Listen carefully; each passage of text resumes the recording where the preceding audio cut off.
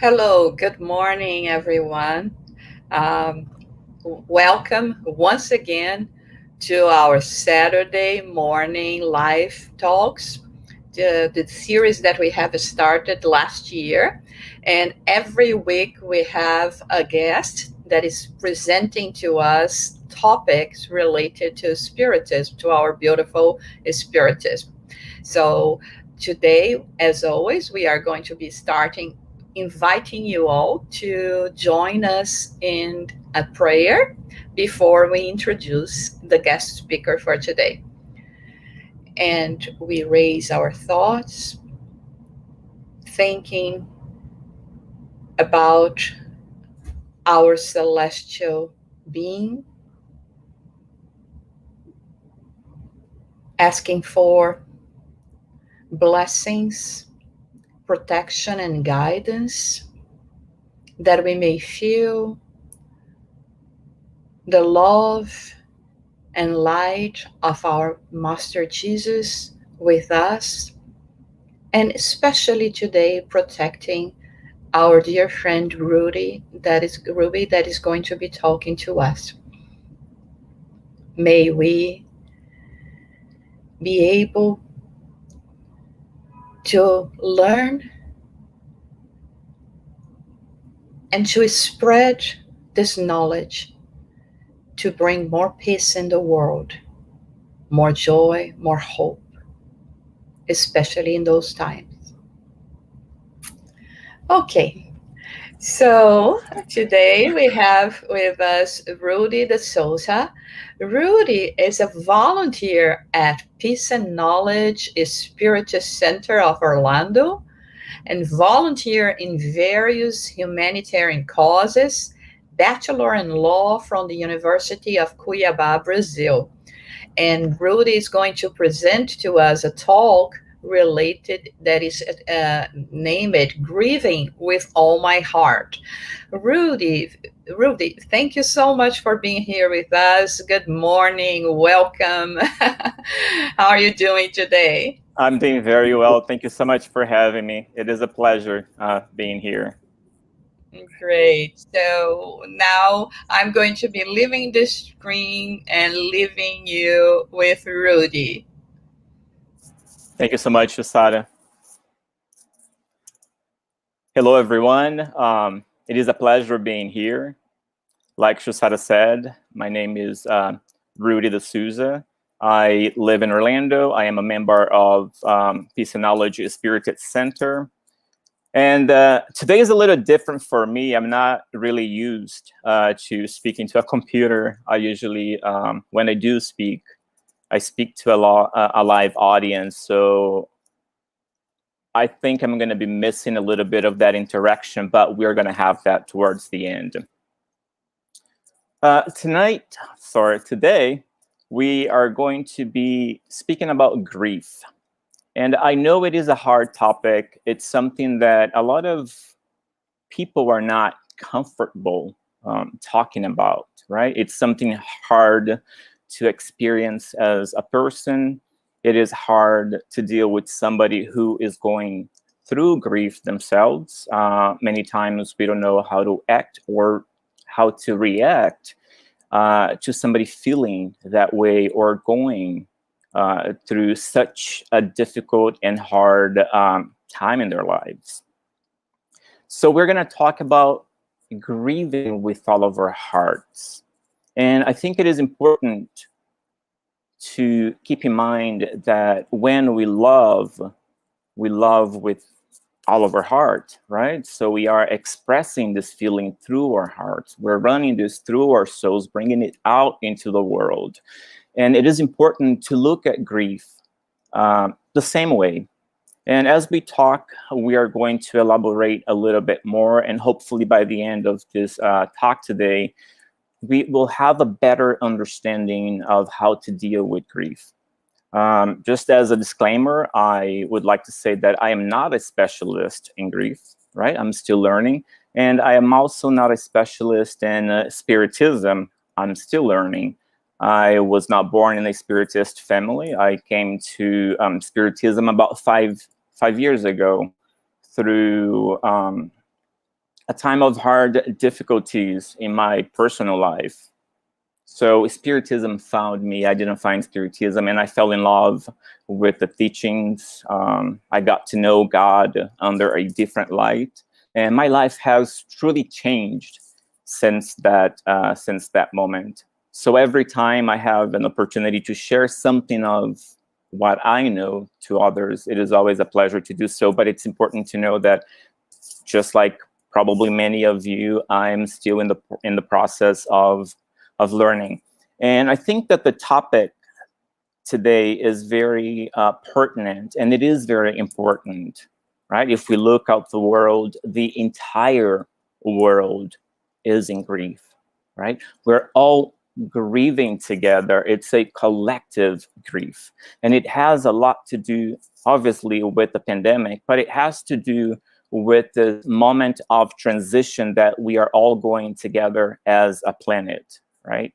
And Spiritism teaches us that when a planet is getting ready to transition from one type of globe to another, one kind of world to another, there is a moment of great trials, especially when we are going from a world of trials and expiations, which is the case of Earth, to a world of regeneration, which will be our next step. So during that process, there's a lot going on, and there's a lot that has to take place in order for us to make that jump. Because usually when we are all developing spirits in a world, because we both evolve, but sometimes we evolve separately, right? So for a long time, spirits are evolving and transitioning from one world to another. But there comes a time where those two um, intersect, and not only the spirits but the world itself transition into a different kind. And this is what we are doing now. We're all getting ready to do it together, and during those times it is important to get as many spirits ready for that transition as possible.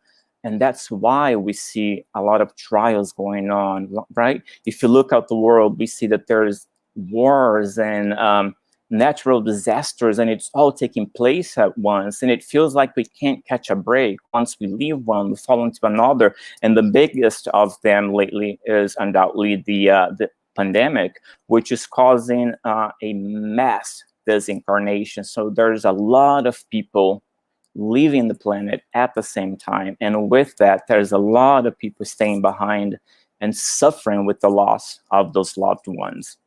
So with that in mind, I think it is very important to talk about grief, to understand the process of grieving, what is all involved, and how we can better help each other through this moment, right? In normal times, we can always count on somebody else to help us, but in times like this, it feels like everybody's going through the same pain at the same time. So how do we deal with this, right? How do we help each other? And when I think about this, I think about a fable. I'm not sure if any of you have known. It is the fable of the long spoon. So says the story that a man was sent to this palace, and it had this beautiful banquet, and everything looked so delicious.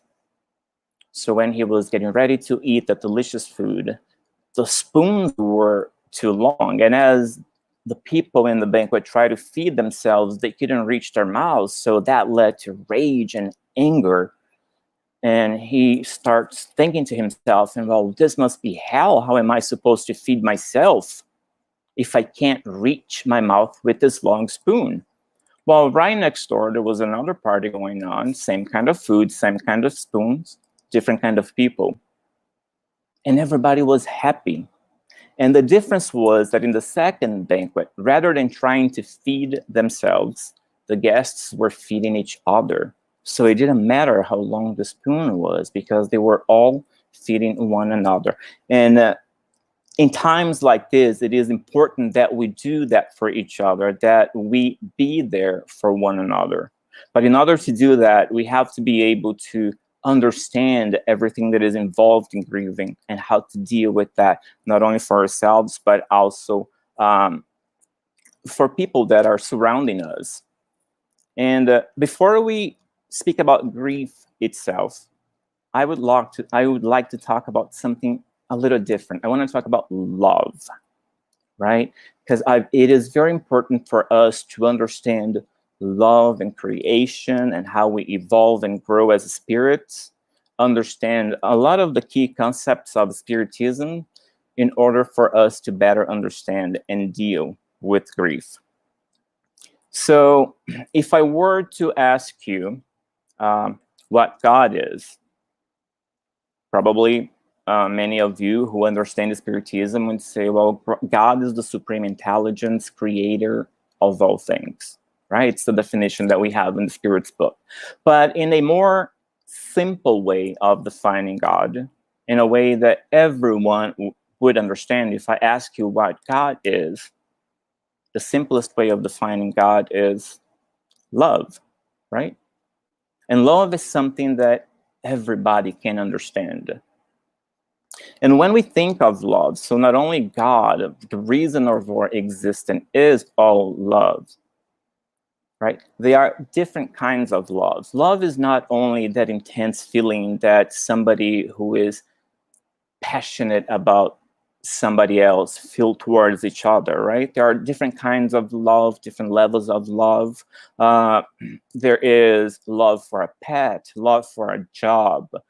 There's love for nature, love for a friend, love to your spouse, your kids, right? So love comes in all different kinds of shapes. And that is important to understand because depending on that kind of love, we feel it with a different intensity, right? The love that I feel for my pet is different from the love that I feel for my spouse, even though I love both of them. But there are still differences. And when we look into Spiritism to get some answers, I would like to bring your attention to the book. This book, it hasn't been translated into English. It could be translated as The Comforter or The Consoler. And on question 322, the author asks, is there a gradation of love within the visible and invisible manifestations of nature? And the answer is undoubtedly, right? This gradation has always existed, as gradual is the position of all beings in the infinite scale of progress. So it's important to start understanding what this means. So if we think about everything that exists in the universe, from the smallest to the biggest, there's a lot of difference between them. So those are the scales of love as well. It varies immensely. So in the expressions of animal life, we observe love in everything, in infinite gradations, from violence to tenderness, in the manifestations of the irrational.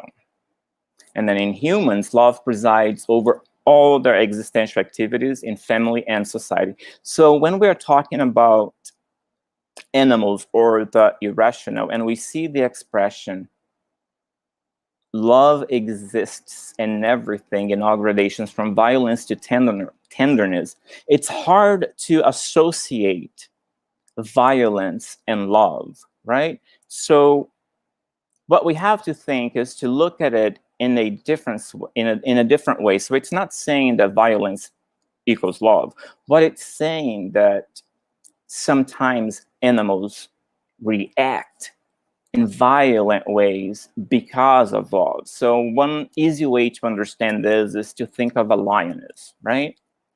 A lioness, when it has its cubs, it shows tender love, right? It cares for the cub, but it also has to feed it. And comes a time that that lioness is going to have to hunt. And that is the violence. And that happens why? Because in this case, it's doing for love of its cub. It has to teach it how to fend for themselves. But as you start to evolve and you get to humans, we start to rationalize love. We start to understand love in a different way, right? And if you look at all the ways that our society is formed and how we interact with others, with our community, everything can be linked to a certain level of love. And it's hard to think about this, but when we look at humans, sometimes we think that some of us behave like irrational animals, right?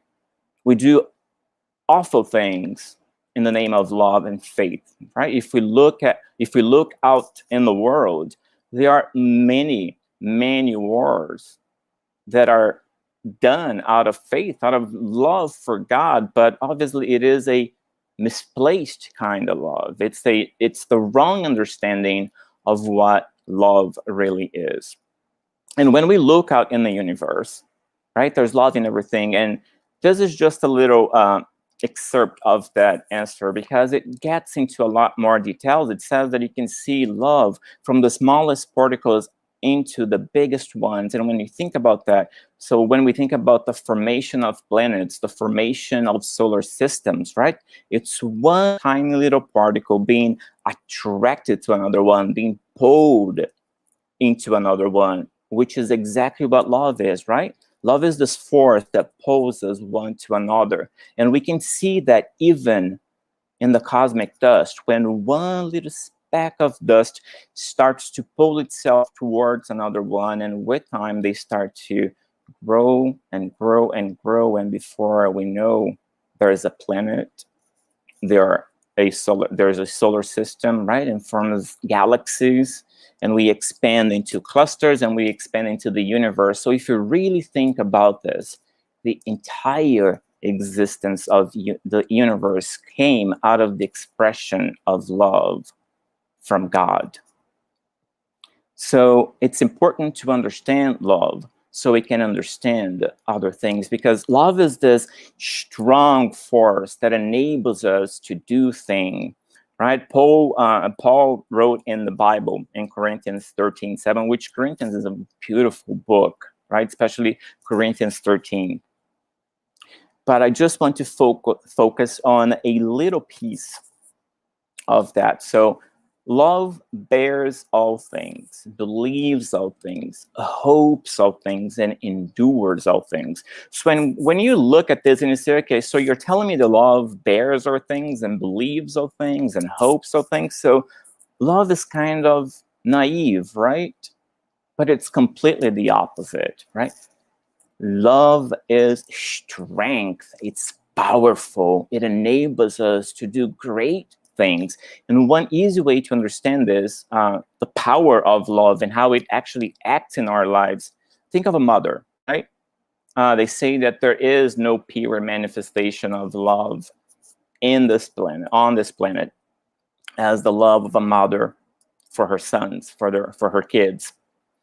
And imagine that this mother has a child whom she loved very much, but grows up to not be such a good person and ends up behind bars.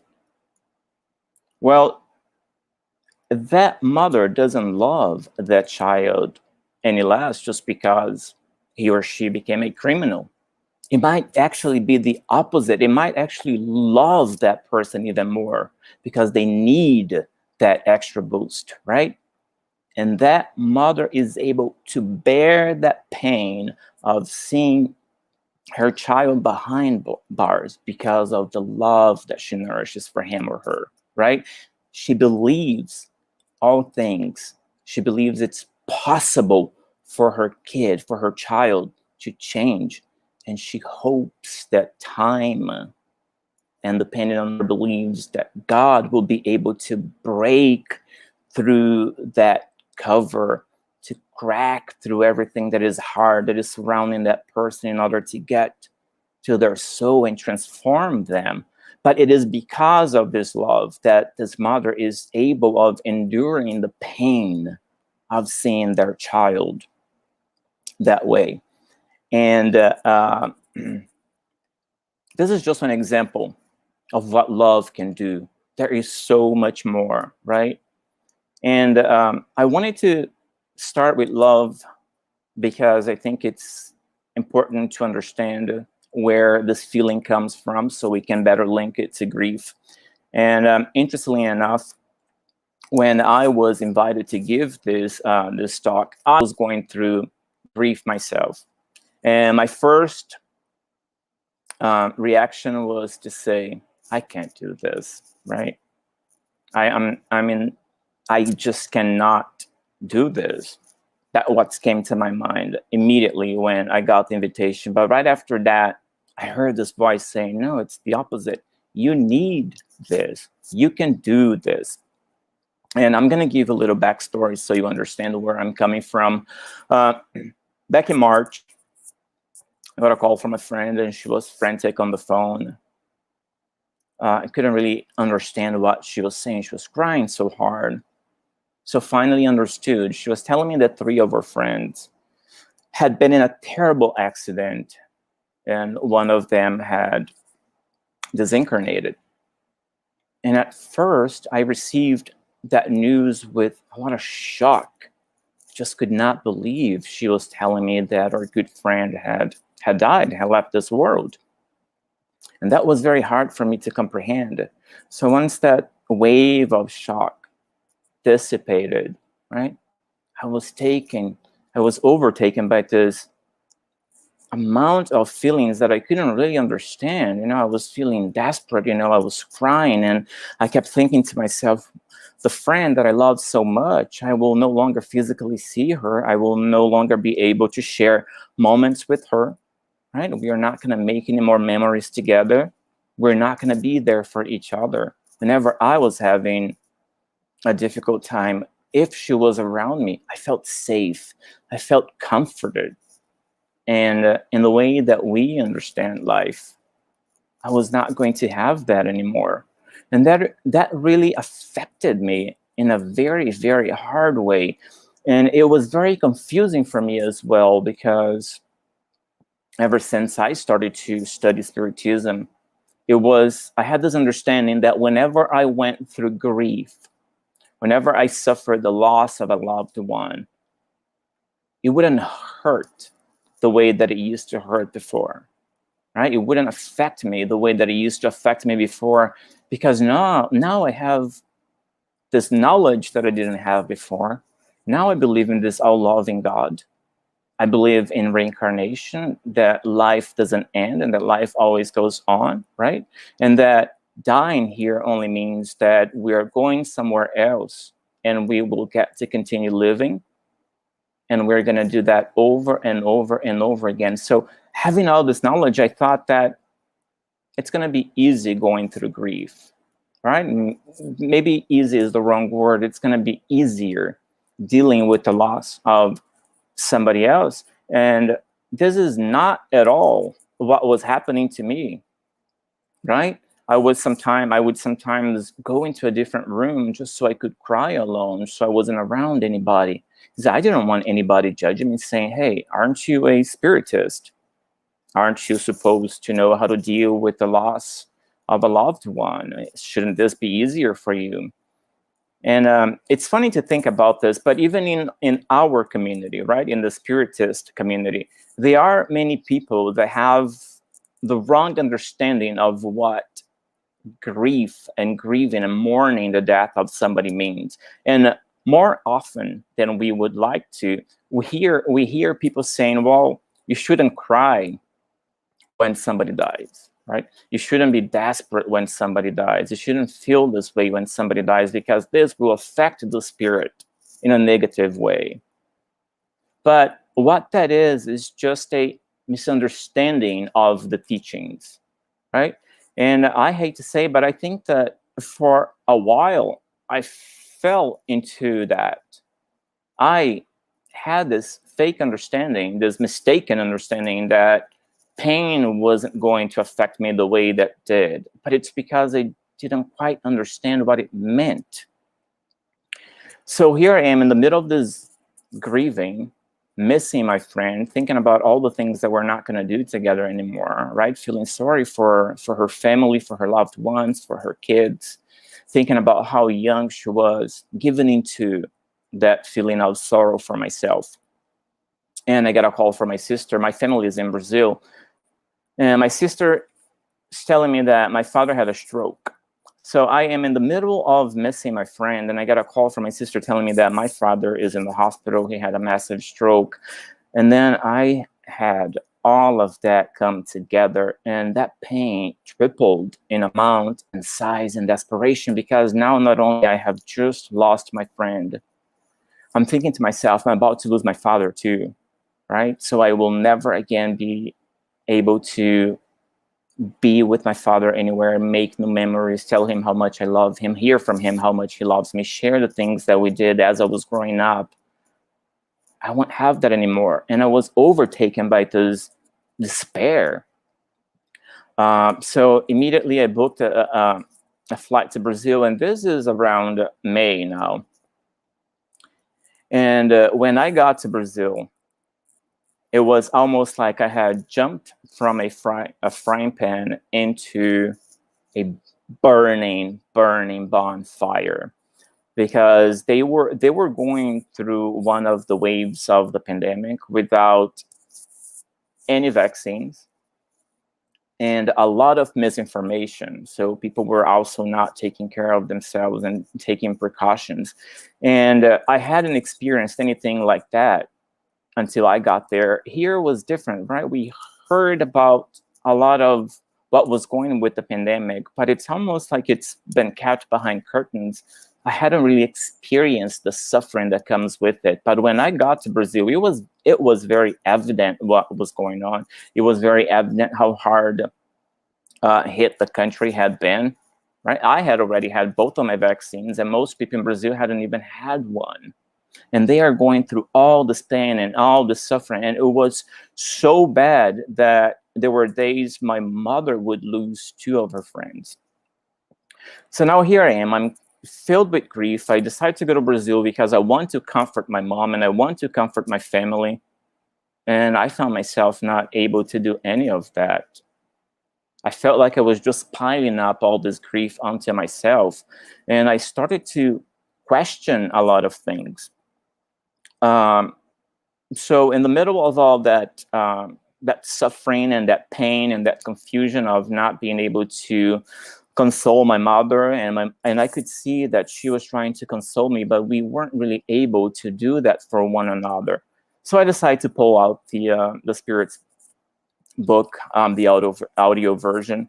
Now, mind you, my parents are not Spiritists. They've never studied the doctrine, the teachings, and my father for the longest time didn't even believe in God.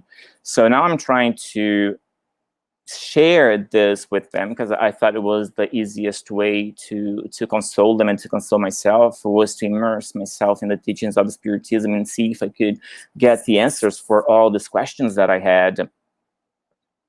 And as we started to listen to the book, and we did that quite a lot. My parents, they live on a farm, and there wasn't anybody there. It was just the 3 of us. As we are listening and talking about the teachings, I started to get the answers for many of the questions that I had. And I started to find myself in a place of peace and calm. And then it all made sense to me. You know, the comfort that comes from the teachings of Spiritism, how we are able to find comfort and also able to console somebody else with the things and the knowledge that we have from the doctrine. And I was filled with gratitude. So I came from this place of a lot of pain and a lot of suffering and a lot of confusion to this place of gratitude and thankfulness. I was so grateful that I had the opportunity of share Spiritism with my parents. I was grateful of how well they received it, and above all, how much my father loved it. Somebody who never really believed in anything, right? For my father, nature was God. And once we closed our eyes to this life, that was it. And here, this man that was in a certain way faithless towards God just soaking up all of this and really interested in learning. So out of my biggest pain, I had one of my greatest joys, and that was given to me through Spiritism. And many of the questions that I had, right? So questions like, why does grief hurt so much? Or does everyone grieve? Do spirits grieve, right? Is there a right and a wrong way of grieving? How long should it last? And what should I say to a grieving person, right? What can we say to somebody who's going through this kind of pain? And what does Spiritism do for those who grieve, right? For somebody who's going through the pain of losing somebody. And it is important to, I would like to note something here too. Grief is not only related to the loss of somebody. We can grieve many different things. Just like love has a different spectrum, a large spectrum, so does grief. We can grieve the loss of a job. We can grieve the death of a pet. We can grieve the loss of our spouses when we get a divorce, right? So, and obviously we grieve the loss of people who are dear to us, whom we love very much, and this is the hardest type of grief. But it's important to understand that people go through different types of grief as well. But before we get into all of these questions, it's important for us to recall some of the key principles and teachings and concepts of Spiritism. And I think that by doing that, we'll be able to better understand how Spiritism helps us and how we can better deal and cope with the feeling of losing somebody that we love. Okay, so it is important for us to understand the key concepts of Spiritism, and I'm going to focus on two of them only because there are many. If we were to talk about this, we would spend years and years and years here, and we would not even make a dent. I've been studying Spiritism for 5 years, and I feel like I don't know anything. And I can say I don't know much. We need to understand why reincarnation is so important, right? What kind of world Earth is, and we talked about this a little bit about already. And especially, we have to have clear the three-folded nature of man in order to understand death and to understand grief. So the two concepts of Spiritism that I am looking for is the immortality of the soul and reincarnation. So when we think about the immortality of the soul, from the moment that we are created as a spirit, simple and ignorant, right? We will never die. We will live forever. So we will never stop existing. And that is very important to know.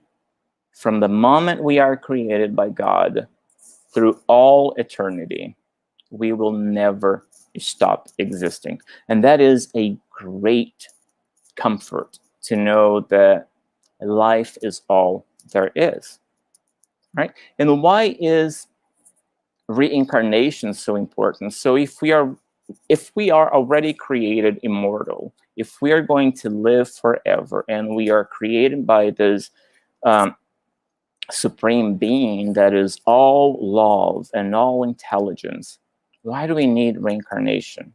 Why is it important to go somewhere and experience life in matter, right, in the flesh? Well, reincarnation serves a great purpose because it teaches us, right?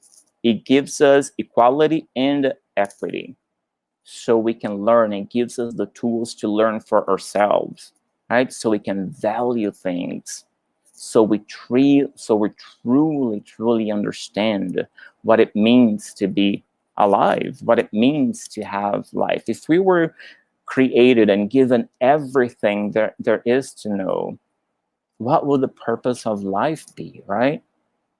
I find this very interesting because I hear people all the time saying, well, what is the purpose of life? And that to me is very clear, right? The purpose of life, I never doubted what the purpose of life is.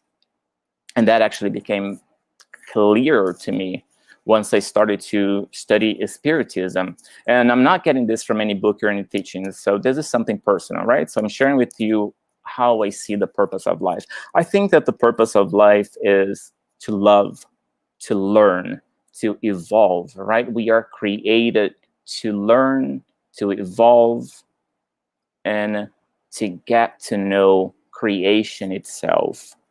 And that takes a long time, and that takes a lot of work, right? It takes all eternity to do it. So we never really stop learning and experiencing different facets of life in the matter, or life as a spirit. And it is through reincarnation that we learn how to relate to one another.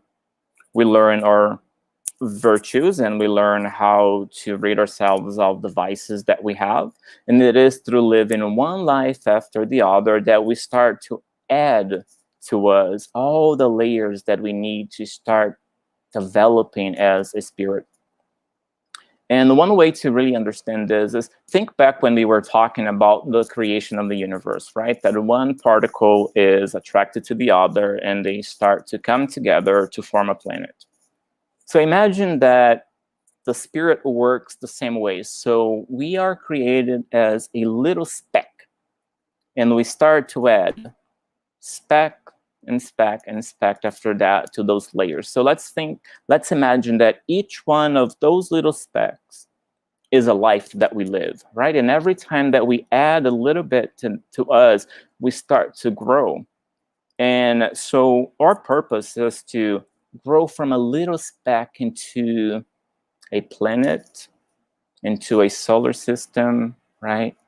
To a constellation, into a galaxy, into a cluster, into a universe. So there is a universe of growth awaiting for us. And that takes time, and that takes a lot of work. If you think in terms of a planet, Earth is 4.5 billion years old, and it's just now changing from a world of trials and expiations, which is the next topic here, to a world of regeneration. So it takes a lot to do that. We can't do any of that in one lifetime.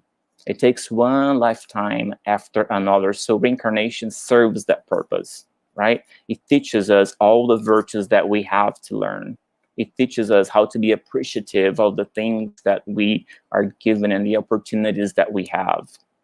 Teach us compassion and love for one another and love for ourselves as well.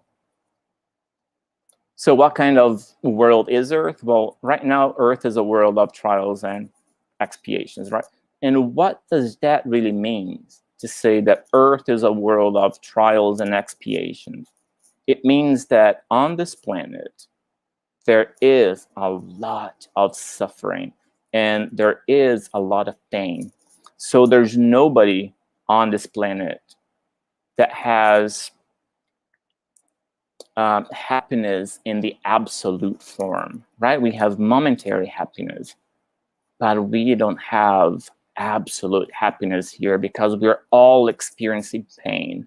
We're all going through suffering. We're all experiencing hardships.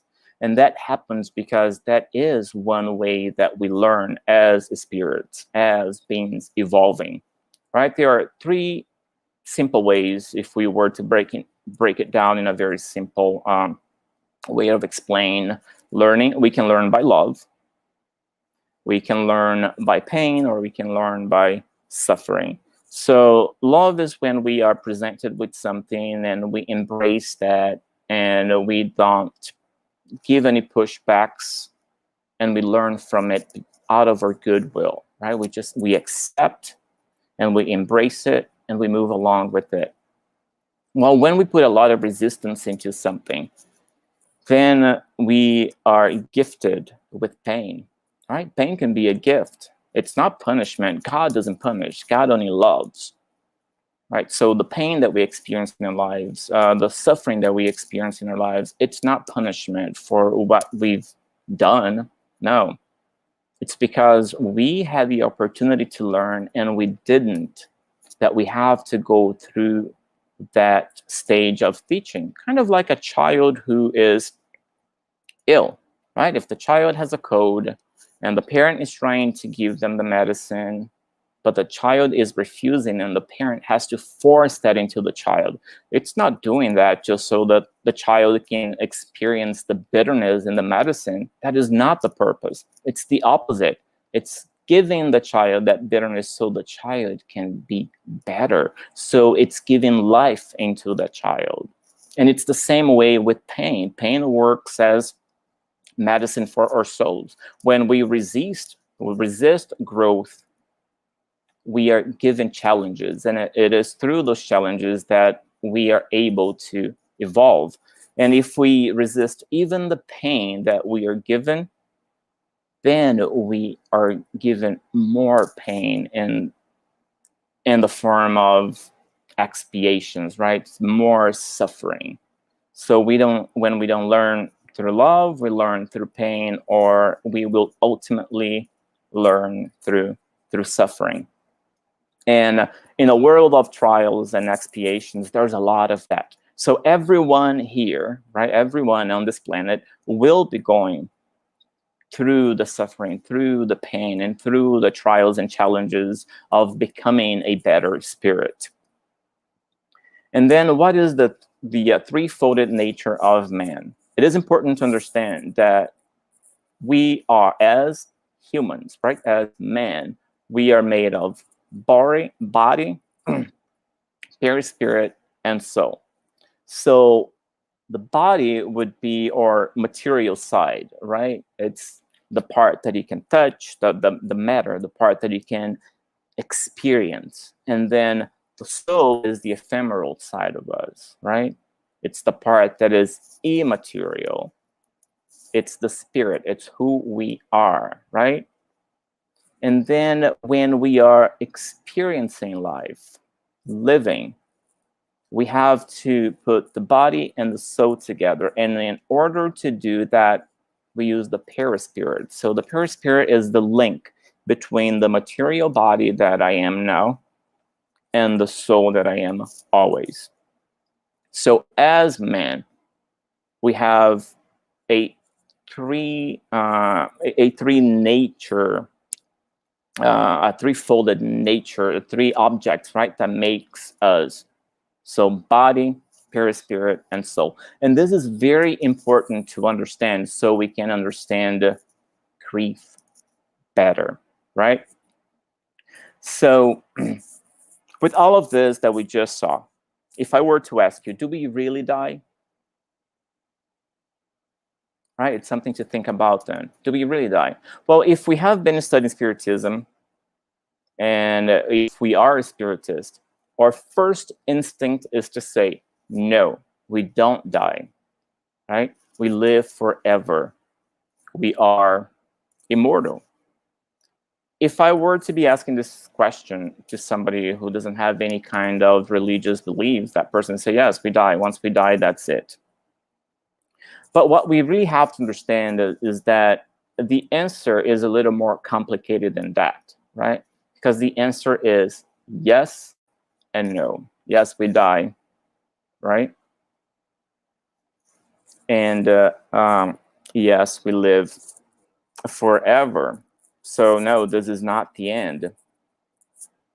And when we look at the threefolded nature of man, that becomes very clear. So we know that we have a material side and we are a spirit. Well, the material side will die. So that will come to an end. And when we grieve, that's what we're grieving, right? We're grieving the person. We're grieving the body. We're grieving the experience that we had. So I, spirit, live forever. I will never stop existing. But the person that is talking to you today, so Rudy, the person I am now, this person has an end. This person will die. So this body will one day stop to exist, right? So the stories that I lived, the people who I related to, the places that I've visited, and the life that I built. So all of this will come to an end. One day I will die and I will stop to exist. So I will no longer be making more memories as Rudy de Souza. I will no longer be looking at the world the way that I look at the world now, right? So this will certainly end. And when we grieve, that's what we're grieving. We're grieving the death of the person. And this is something that I was missing when I was grieving my friend, right? I forgot that the reason why it hurts so much, it's because she really stopped existing in this life, right? So that body that spirit used to be who it was here, that body is gone, right? It has been laid to rest. So we are not going to be making memories together anymore as myself and her in this lifetime, right? I'm not going to have her physically next to me again. Whenever I have a challenge here, she's not going to be here to comfort me. We're not going to have conversations. We're not going to laugh together anymore, and we're not going to cry together anymore as people, as humans in this lifetime. So that chapter has come to an end. And when that happens, that hurts, right? Because we miss that physical contact. We miss the person. All that love that I had inside myself that I used to direct to her, I can't do that anymore. Not physically speaking, right? I can think of her spiritually. I can remember the things that we did together, the memories that we created, but I can't experience a hug, right? She can't wipe my tears. She can't comfort me or console me in the way that she did as a person. And this is very important to understand. Death is real, right? It's real for the body, it's real for the person. So death is real to me. One day I will die. I, spirit, will never die. The memories that I made, my story, that will live on, right? It will continue to add layers to who I am as, or to what I am as a spirit. But that one chapter, the experiences that I had, I will never, ever again have it the same way that I did in this lifetime. And that hurts when you think about something stopping to exist, right? It takes time for us to adjust to all the suffering that comes from losing someone, from death, right? But once we have this clear, it's easier to understand why grief hurts so much, right? Why it takes a long time for us to get through all of this. So again, why does grief hurt so much?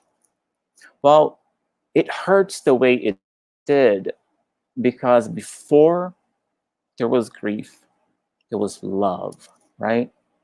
And that's why it's important to grieve with all of our hearts, right? Because we love with all of our hearts.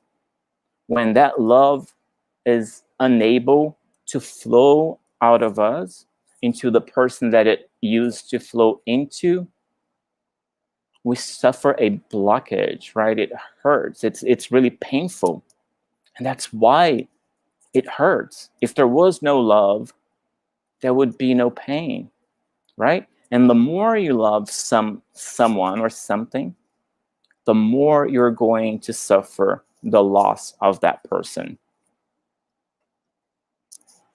So very simple, right? I love, therefore I grieve. If there was no love, there would be no grieving. But because of our nature, because of who we are, and especially because of what pain and suffering can teach us, right? It is important for us to know how to deal with the loss so we are able to comfort those who will one day be going through a loss that is similar to ours, which is very important to understand that we don't experience grief the same way. right? We all experience it differently. And it is very important to know that somebody going through a process of grieving someone or something, for that person, that pain, that loss is the worst thing there is in the world, right? Because we're not experiencing it through their eyes, we don't see it that way. But it's important for us to understand that for the person suffering the loss of a loved one, the loss of a child, the loss of a parent, of a friend, that pain they're suffering at that moment, it is the worst pain there is in the world. And we have to be able to understand that, so we are better capable of comforting and consoling someone who is in need of that. Now, does everyone grieve? We kind of already answered this question, right? We are in a world of trials and expiations. Pain is very, very real here. Suffering is very real here. So if we are experiencing life on earth, we all grieve. All of us, right? So nobody will go through this planet, through a lifetime on this planet, without experiencing grief. And if you look at the Spirit's book, right, for another answer, we find on question 934, so Allan Kardec asks, is the loss of those who are dear to us a legitimate source of sorrow, as this is both irreparable and independent of our will? Pay attention to this, irreparable, right? Meaning that once we lose someone, there's nothing we can do to bring that person back to life. And again, we're talking about the person, not the spirit, right? So we're talking about Rudy, not I, as what I really am, right? A being of creation that is meant to live forever.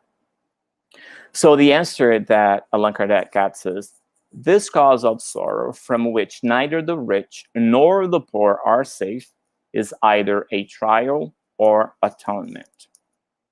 Neither the rich nor the poor are safe. This is very important because it's telling us that everyone, independently of who you are, your social status, your race, where you grew up, where you're from, what you've done, good or bad, everybody will experience grief. We will all go through this pain, right? And nobody is excused from it. Now, what about spirits? Do spirits grieve, right? If I, spirit, know that I live forever, and now that I'm free from that body, because if you really think about it, the body is a prison for the spirit, right? While it's incarnate, while it's in the body, it can't really do much. It's limited to that. So it should be a moment of happiness to finally free ourselves from matter and be able to go wherever we want and be errant spirits again, right? Meaning travel free through the universe. So do they grieve? Yes, they do. They also experience grief. Yeah?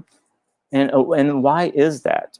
It's kind of for the same reasons that we go through. So on one hand, as spirits, we're happy to be back to the place we're meant to be.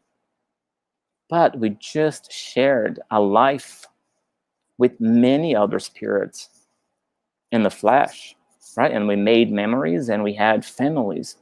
And many times when a spirit leaves the incarnate life, it grieves for the pain that the people whom they loved are feeling, right? The ones who are left behind. So a father living this life will, as a spirit disincarnating, will grieve the kids that are left behind, right? The friends that are left behind, the memories that it made. So it knows that none of that will happen again. And that it is hard. It's hard to say goodbye. So it happens on both sides, on the material world and also as a spirit. And there's a very interesting book. I actually, it's one of my favorite books. I have read it many times. Unfortunately, it has not been translated into English, or at least I have not been able to find it in English. It's called Letters from a Dead Woman, and it was written in 1935. It was psychographed by Maria João de Deus, and it was psychographed by Chico Xavier and dictated by Maria João de Deus. So Chico Xavier, for those who don't know, was the biggest medium Brazil has had, and one of the biggest mediums in the world. Right? He is responsible for bringing Spiritism to many, many, many countries. Wrote over 400 books, and has blessed us with a lot of teachings. So after his mother disincarnated, she dictated a book through him, which is Letters from a Dead Woman. And in that book, she talks about the pain of living, of leaving this world. She talks about the pain of disincarnating, finding herself in a spirit, and not being able to comfort and console her friends, right? She talks about feeling all the love that everybody was expressing to her during the services of her funeral.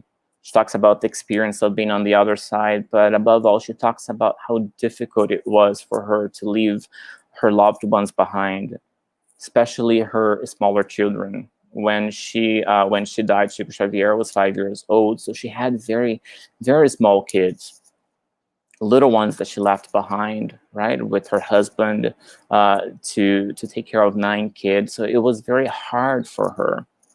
And she said that at first she experienced a lot of sadness and a lot of pain, and she was unable to see all the other things that were going on around her. So as she gets through the book, she explains that now that she had spent some time in the spirit world, she knows that during all of those times, there was never a moment that she didn't have divine providence, that she didn't have a group of spirits taking care of her and offering her comfort and offering her love and assistance. But because she was so deep into her own grief for having left her family and her loved ones behind, she was unable to see all the goodness that was around her, all the love that was all around her. And one of the most beautiful moments is the moment that she describes feeling the presence of somebody in the place where she was and not really being able to see who was there until she heard a voice that was very familiar to her. And when she turned around, she saw her mother materializing to herself. So the spirit that had been her mother on this planet came to her, right? And she describes the joy of seeing that, of being around that. And so she says that her mother looked at her and said, "Come, Maria, come to my arms and rest your spirit. Let me wipe your tears and bring you peace and bring you comfort." Right? Imagine what a beautiful moment that must have been, right? And we are all going to go through that one day. We're all going to experience the joy of leaving this body, going to the other side, and being welcomed by those who loved us and who were part of many of our stories here. But that doesn't mean that goes without pain, right?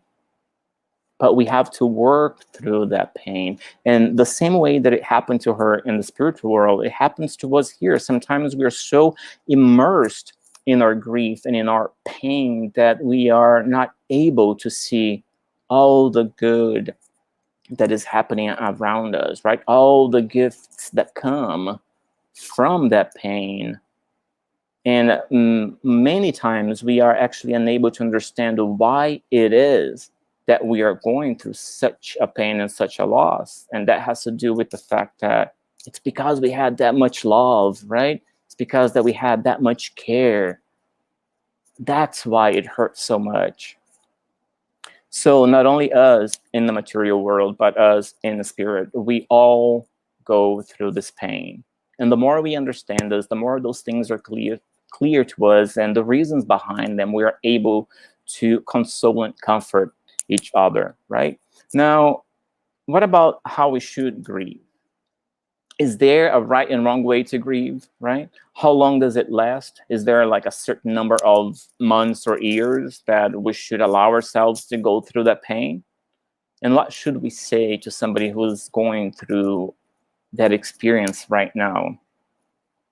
Well, the first thing that we have to understand is that there is no right and wrong way to grieve, right? We all experience it in different ways, and it is important to understand that and to have it very clear, because the experience that I will have from grieving the loss of a loved one will be completely different from the experience that you might have from going through the same loss. And if I'm able to understand that, if that is clear to me, I will be better able to accept your pain, right? A lot of times we have this concept, and I guess you could say that grief demands judgment, right? Meaning that we are many times judging how somebody else is reacting to pain, and it should be the opposite. We shouldn't be able. I mean, we shouldn't judge or hold others to our patterns of dealing with pain and suffering. An easier way to understand that is to think of a couple, right, who lost a child.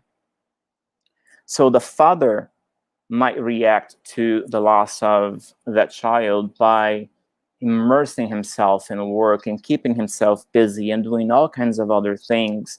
And the mother, because of the relationship that she had with that child, might do it in a whole different way and might feel that pain more profoundly, right? In a way that she is expressing that through a lot of tears and a lot of suffering, right? And sometimes even through depression. So we have to be careful about not judging how those two people are grieving, because we might look at it and say, well, the father didn't really love his child. The mother really loved her child. And when in all reality is not at all what's happening. It's just that they have different ways of dealing with that pain. And that has to be clear to us. So we can't judge how somebody is reacting to the loss of somebody, either if that person is crying too much or crying too little. That is only a misconception of the way that we are looking into that, because we really don't know how that person is feeling inside or how that is really affecting that person, right? So we all do it differently. And there is no set time as to how long we are allowed to grieve. It happens differently to different people, right? Some people are better about dealing with this and accepting the loss of somebody, and others are not. And some people will never stop grieving. They will grieve for as long as they are alive.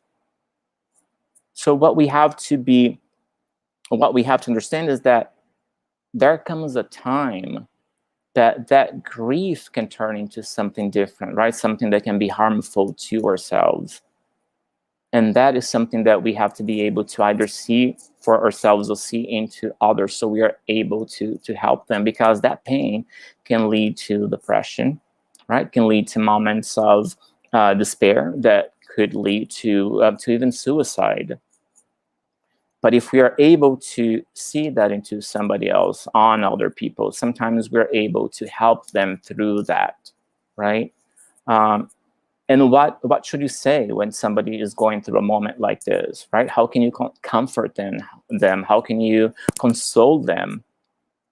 Well, there's really no right answer to this, and it varies from person to person, right? First, the few things that would work for everyone is as a friend, as somebody who cares, right? You can offer your presence, you can offer your friendship, you can offer your understanding, your compassion, your love, right? You can just let the person know that you are there for them, whether they want to talk, whether they just want you to sit next to them, right? So they feel a presence of love. whether they want you to wipe their tears or even if they just want to be alone. We have to be able to respect those moments of pain, right? Some people, when they're experiencing pain, they don't like to be around other people. They don't like to talk about their feelings and their emotions, and we have to be able to understand and respect that. But the one thing that we can do for everyone is to let them know that they don't have to go through that alone, that you are here to help them through it without any judgment, just with a lot of love, right? And we offer that compassion according to the way the person going through the loss is willing to receive it. And it has to be free of judgment, and it has to be filled with love, right? And as a person who is going through grief, we have to first of all have clear in our minds that crying or feeling sad or having moments of desperation or not being able to get through your day for a long time, that doesn't mean that we are weak, right? It doesn't mean that we are not capable of overcoming that challenge.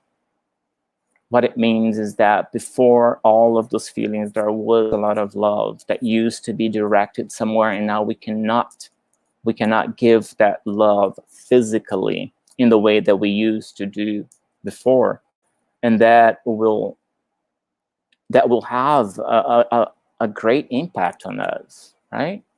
And will leave us sometimes desperate.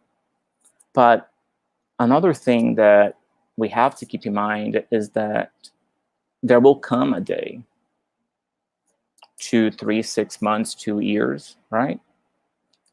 That we are going to be able to find gratitude again. And it's not forcing gratitude, right? It's not forcing gratitude out of your self while you're suffering. And it's not gratitude for the person who died, because there is no gratitude in death, right? There is no meaning in death in the way that some people perceive it. But there is gratitude in the experience, that is gratitude in the person that left, right? So we can be grateful for the life that we got to share with that spirit, the experience that we had with that spirit in this lifetime, the memories that we made, the laughters that we shared, the tears that we wiped for each other, right? The moments of comforting and consoling one another through difficult times. That's where the gratitude is. And that will come when the time is right. That will come when the pain has given away to a place where it doesn't hurt as much. That doesn't mean forgetting, right? We never forget. We will always remember those who were important to us. But it makes easier for us to deal with the absence and focus on the memories, right? On the moments of joy, on the moments that brought us happiness, right? So I have to focus on the gift that I got to be the father of John, right? The spouse of Mary. So these are the things that will one day start to fill our hearts, and then we'll be able to find meaning, right? To give ourselves different purposes, different meanings. And there will come a day where we will be able to honor the memory of that person and the existence of that person, or the life that we got to share together. And that can happen in many ways, right? How many charities are born out of pain? How much good is done in the world, right? Out of the death of somebody. Because it comes a time where all that love that he used to direct and to funnel into that spirit, into that person, you can't physically do it anymore, but it has to go somewhere, right? So what we do is, in order to honor them, to remember them, to cherish them, we channel that love out into the world, and we do great things for many people, right? If we look out and see all the charity warriors out there, all the people doing good and fighting for a cause, many of them, behind that act of kindness, behind that work they are doing, there is a story of pain, there is a story of suffering, but they were able to allow themselves to feel that grief with all of their hearts, right? Up to the moment where they were now able to channel that love out into the world. And they're able now to make a difference in the memory of those whom they loved. So blessed are they who weep, for they shall be comforted, right? It's what we talked about. When we experience pain, when we live through pain, not only we are blessed with those who can comfort us, right? But we are also better able to comfort those who need us. And in a moment like today, in the world that we're living today, we have to be able to do it for each other, right? We have to be able to comfort one another. So as I am dealing with my pain, I sometimes am able to help those who are dealing with their own pains. So we have to think of the story that we talked about in the beginning, right? The story of the long spoons. Sometimes we can't feed ourselves, but we can feed each other. And this is what we do for those who are grieving around us, right? We have to share some of ourselves with them, give them understanding, give them love, and give them space, right? Give them space to be able to work through their pain and through their suffering.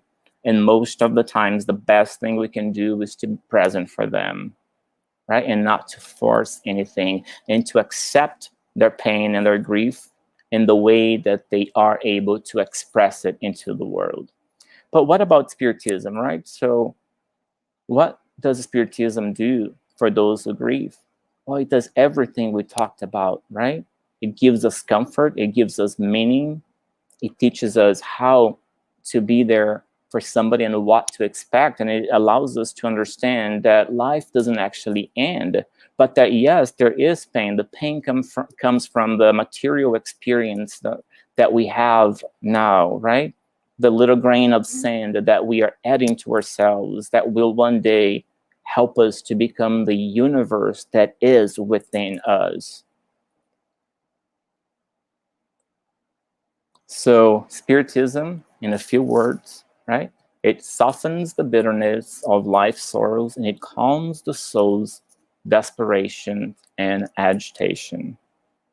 And if there's one thing that we can all take out of this lecture today, this moment that you guys allowed me to share this experience with you, is that love is the one feeling, love is the one thing, right, that can break all barriers of existence, right? That can shatter all separations between death and life. It is through love that we are all connected to one another for all eternity. So love each other, love the world, love their lives, but allow yourself to also grieve with all your hearts. I hope you have enjoyed the talk today. It's been a pleasure being here. You have a wonderful weekend. Oh, thank you so much, Rudy. That it was really important for the times we have been living. And although we know that loss and pain in this sense has always been present in the world, um, nowadays in a more collective way, we are all feeling this so much, and even the energy of the pain and burdens that each and everyone have to go through. We have one person that was actually following us today here, Paula. She mentioned about the passing of her husband and how hard it was for her to cope at the beginning, and now thankfully she has the understanding of spiritism, and she's capable of feeling the presence of her husband next to her, of even receiving some communication from him, which is actually great. And so thank you so much for also for sharing your own pain with us. Like you said, we cannot look around and believe that there is someone that is not going through something. And there are so many different types of laws uh, that we all can be experiencing in this moment, that can be as important as well, and actually impact people in different ways. We still have time to bring one or two questions. Let's see here what we have. So we have this question from Freddie. How should we cultivate love in our heart when you had been through hell in your life? When many people were suffering of hunger or disasters like Haiti? Well, I guess the simple answer to this is go after them, right? That's how we cultivate love in times of difficulties. So if we are seeing the hungry, we feed them. If we're seeing the sick, we care for them. So love is not something that is stagnant, that it stays put in a place. Love is something that is meant to be given and to be shared. So where there is suffering, there is love to be given. So all of the suffering that we see in the world, we can't just look at that as being punishment, because that is far from being punishment, right? We all have a story. And we can't look at our lives as being this one life only. There are a multitude of lives behind, and we are all here learning the lessons that we need in order to progress. So maybe being hungry, being cold, or going through suffering, or being a person who lives in a place where war is very prevalent, is the lesson that I need in order to continue progressing as a spirit, so I can one day, evolve enough to know God as the creator, as God is really meant to be known, because we are still far from that.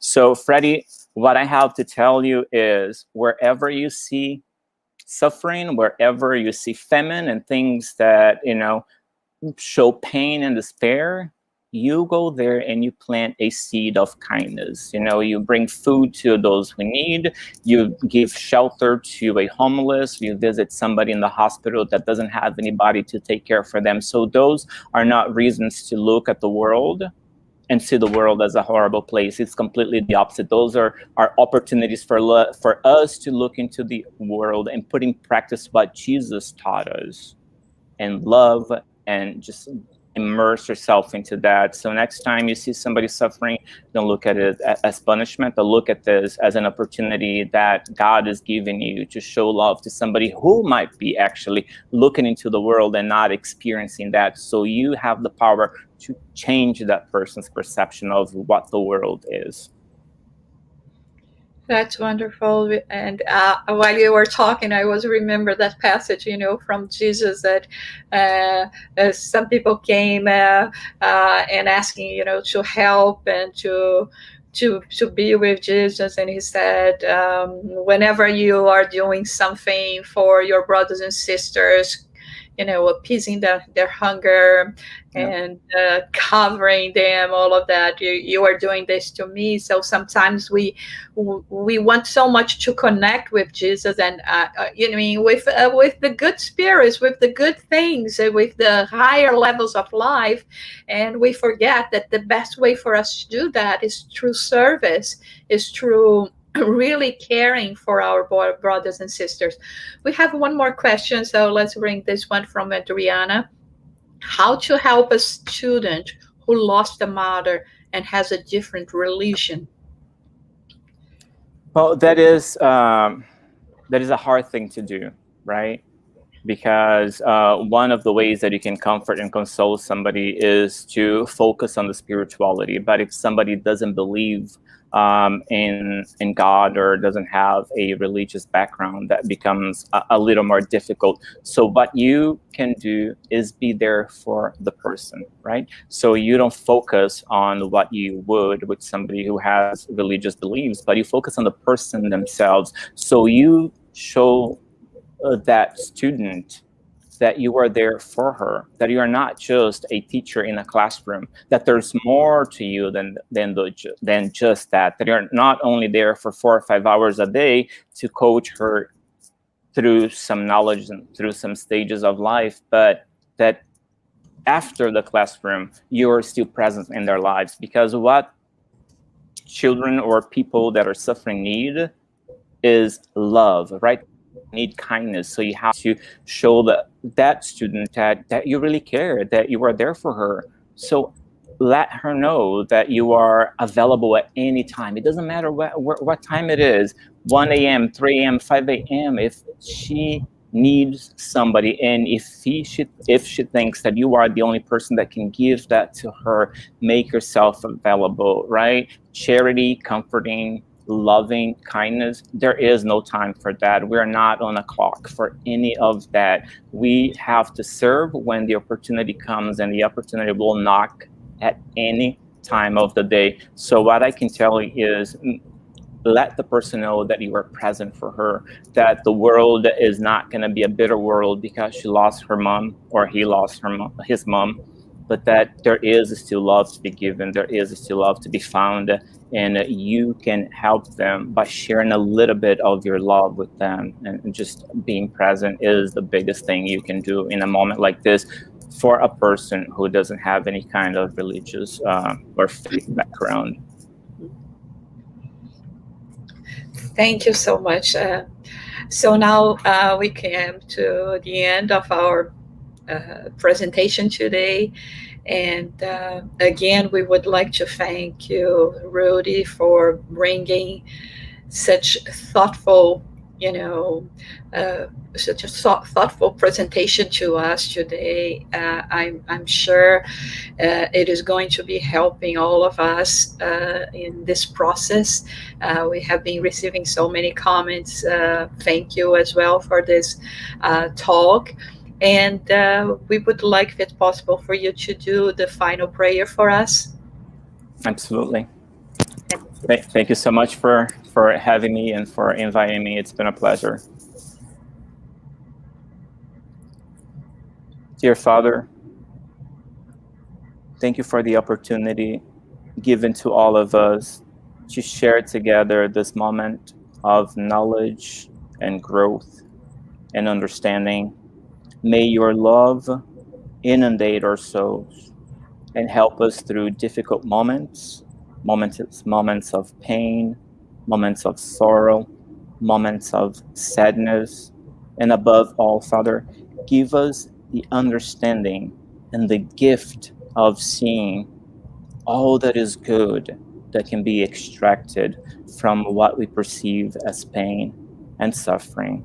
May we be able to pour out of our hearts love into the universe, and together walk to a better day.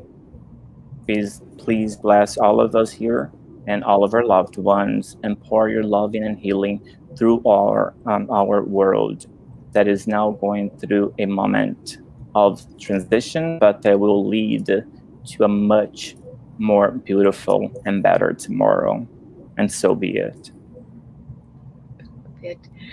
So thank you everyone for being with us. Remember that next week we will continue with our program, and we will have our dear friend host of these presentations as well with us. That is Glaucio Pessoa. He's going to be talking about spiritual music. So it's going to be a very interesting topic for us all. So thank you again, and see you next week.